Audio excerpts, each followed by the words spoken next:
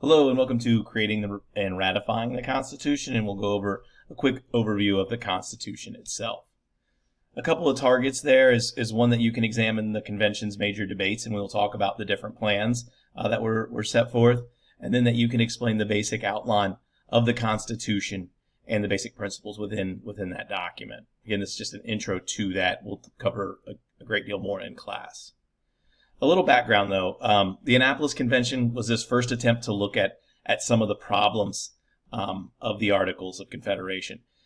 They invite everyone. Only 5 states end up showing up. It's like New Jersey, New York, Pennsylvania, Delaware, and I think Virginia. They're going to all gather to discuss because they need to develop a consensus on some trade issues that had been happening. The 1780s had been trying, to say the least, especially economically, and the Articles of Confederation couldn't really keep up.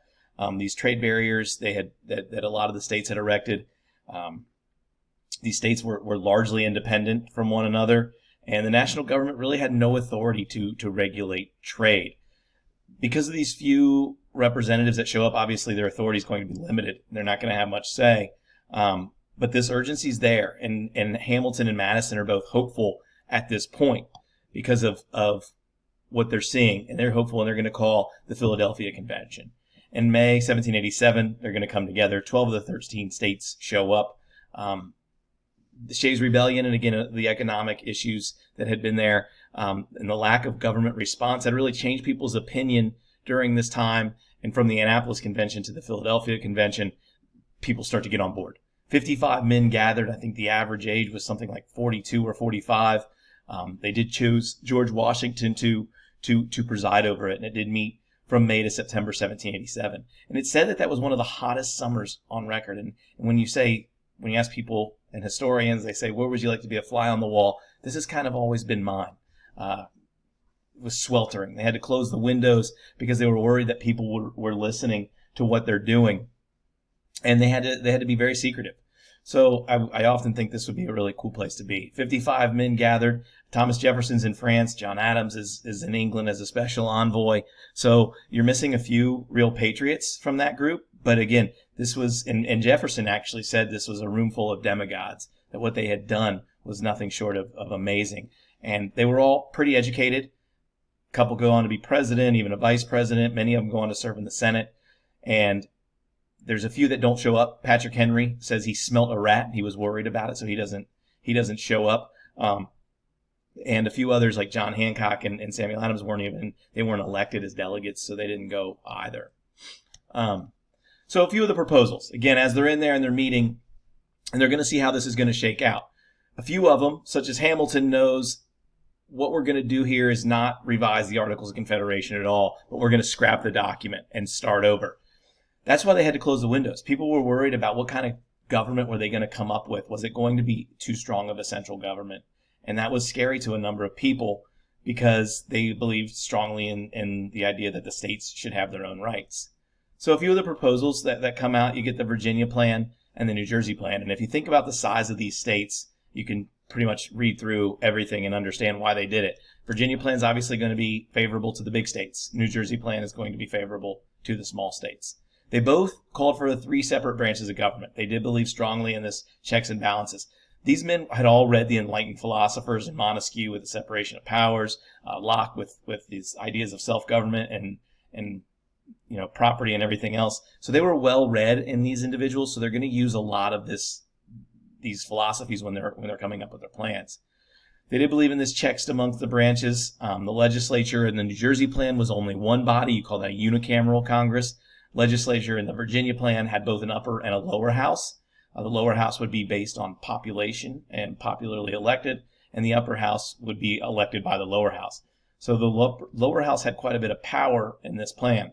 Executive would be elected by the legislature, judges also chosen by the legislature, and it did call for supremacy over the states. New Jersey plan was an executive is a council. It was going to be chosen again also by the legislature. State governors had still a lot of power, so people did like that idea of the plan. And then judges would be appointed by this executive council. And as you compare this, you can see where we come up with the overall plan and how we take a little bit of everything. And I say we, how they took a little bit of everything when writing the Constitution. So the convention 1787, they're going to meet to revise, and again, they're not going to revise at all, and they're going to come up, they have the two plans. And Roger Sherman and his buddies, they come up with the Connecticut Compromise, so this great compromise, kind of molding those two plans that you had seen, the New Jersey plan and the Virginia plan, together to come up with this bicameral legislature. Equal representation in the Senate, that satisfied the small states, but representation by population in the House of Representatives, the lower house, that's going to satisfy the larger states. This is a big deal, this proposal, because, again, you have to balance everyone's needs, and that was a real challenge. So this is a very good compromise, and one that's going to be obviously used and effective. One part of that, though, was one of the greatest stains in U.S. history, certainly something that is a huge mark on our history, but this idea that 3/5 compromise. The slave states, the South, wanted slaves to count as a full person for representation purposes, but not taxation. The northern states wanted them to be counted for, obviously, taxation, but not for representation. So they agree on the idea that 3/5 that a slave and really count as 3/5 of a person. And there's no other way to say it. It's shocking and remarkable that they came up with this. And you think back to it, and obviously now in our modern day lens, you can't even wrap your head around it. But they came up with this, and they said, okay, this will work. We'll come up with this because this will help with representation. It will be more accurate. And two, we'll get the slave states to pay, some more money in taxes. Again, one of the greatest stains on U.S. history to ever have existed. They also do the Commerce and Slave Trade Compromise. The legislature has the power to regulate interstate trade, but no power to tax exports, which is something that people agreed upon. Like, hey, if you want to help your businesses, don't tax the exports, because you want them to be able to grow their business and ship things outside, and you don't want to tax those. They did also agree that they wouldn't act on slavery for 20 years. It takes them much longer to finally act on it. So after it's all written and it's all said and done, you get the Federalist and the Anti-Federalist. And we talked a little bit about this in class. You have the Federalist Papers written by Alexander Hamilton, John Jay, and James Madison. John Jay writes, I think, 5 of them before getting sick, and Madison and Hamilton write the others. Madison ends up writing 51 of them. What they want? They did favor ratification, obviously. They favored the strong central government. They were wealthy landowners, farmers, and businessmen, and they didn't really fear this loss of personal liberties and didn't really feel like a Bill of Rights was needed. They said each state has a Bill of Rights. There's no sense in the federal government having a Bill of Rights as well. But they believed in this strength through unity, that the states alone under the Articles wasn't working, and there was too much disunity, that they thought this dual system of government, this distribution of power, would be really effective. The Federalists also wrote under the name Publius and published in a number of the newspapers. The Anti-Federalists did not favor ratification. They feared that this government that was created was far too powerful, that it would cause too many issues. And they wrote, and in fact, one person famously said, I look upon that paper as the most fatal plan that could possibly be conceived to enslave a free people. They did fear this loss of personal liberties and demanded this Bill of Rights. They were angered by its exclusion, and they thought these Westerners without access to the coast wouldn't be represented. So this was a really big concern and a major issue for the Anti-Federalists. Again, they really, really wanted a Bill of Rights, and they couldn't stress that enough. Despite the states having it, they said the federal government needs to have it because you need to protect the civil liberties. This federalism, this idea that they're creating, and we're going to talk a lot more about this in the coming days, but this is a system that reconciles the need for an effective central government with respect to the state governments. And we talked about the Federalist Papers and why they wanted it and how they could justify this. There are 3 types of power under federalism. You obviously have the national powers, number 1. You have those, and you can think of this in a Venn diagram that I'll show you, and you can think of it that those shared powers. It's kind of the middle of the Venn diagram, and then the state powers in the other circle. And you'll see this here as I show you this. Here's just a few examples. No need to write all of these down. It's just to show you. It's just as an example and a visual, so you can kind of see what's happening here.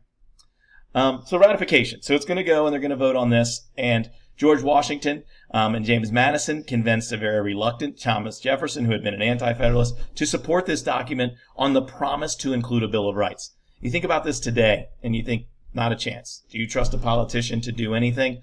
Unlikely. So this agreement that they're coming to was really what they considered to be a gentleman's agreement. If you pass this, we'll put a Bill of Rights in. And true to their word, they ultimately do.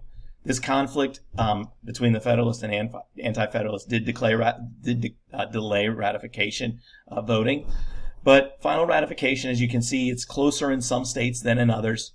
And as you can see, it needed, obviously, 9 of the 13 states for ratification.